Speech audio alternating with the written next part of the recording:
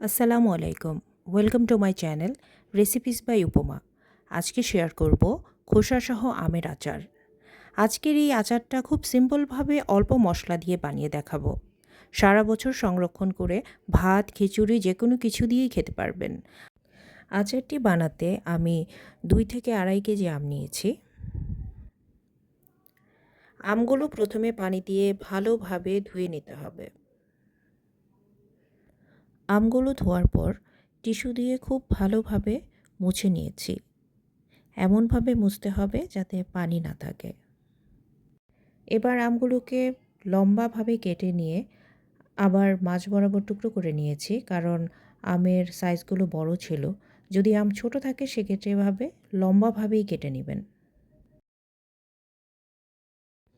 এখন কাটা আমের খোসাগুলো একটু চিড়ে নিতে হবে যাতে মশলা খুব ভালোভাবে আমের ভেতরে যেতে পারে। কাটা আমগুলোতে এবার লবণ এবং হলুদ মাখিয়ে 2 দিন রোদে শুকাবেন। আমি যখন আম মাখিয়েছিলাম তখন বৃষ্টি ছিল, তাই আমি 1 দিনের বেশি ফ্যানের নিচে শুকিয়েছি এবং রোদ ওঠার পরে রোদে দিয়েছিলাম। মোটামুটি 1 দিনের রোদ এবং 1 দিনের ফ্যানের নিচেই অতিরিক্ত পানিটা শুকিয়েছিল। আপনারা চেষ্টা করবেন 2 দিন রোদে দিতে। দেখেন আমগুলো অনেকটাই শুকিয়ে গেছে। এখন আমরা এই আমগুলো দিয়ে আচার বানানো শুরু করব। আচার বানাতে লাগবে 5 ফোড়ন, শুকনো মরিচ, তেজপাতা, অল্প এলাচ, দারুচিনি এবং কয়েকটা লং। এছাড়া নিয়েছি সাদা ও কালো সরিষা বাটা, বিট লবণ, চিনি, আদা রসুন বাটা, ভিনেগার ও সরিষার তেল।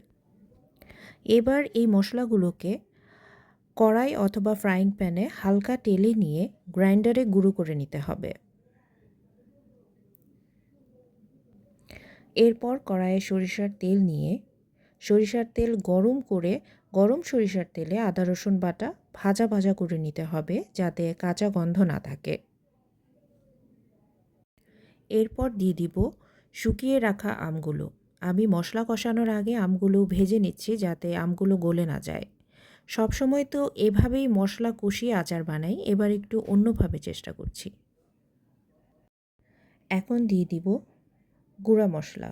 আমি পরিমাণ মতো হলুদ গুঁড়া, মরিচ গুঁড়া, ধনিয়া গুঁড়া এবং জিরার গুঁড়া দিয়ে আমগুলো ভালো মতো কষিয়ে নেব। আমি সব মশলা পরিমাণ মতো নিয়েছি, আপনারা আপনাদের পছন্দ মতো নেবেন। এবার বানানো মশলার অর্ধেকটা দিয়ে ভালো মতো কষানোর পর বিট লবণ এবং সরিষা বাটা দিয়ে ভালো মতো নেড়ে নেবেন যাতে আম মশলা পুরোপুরি মিশে যায়। এখন পরিমাণ মতো চিনি দিয়ে নেড়েচেড়ে ভিনিগার দিয়ে আমগুলো সিদ্ধ করে নিয়েছি।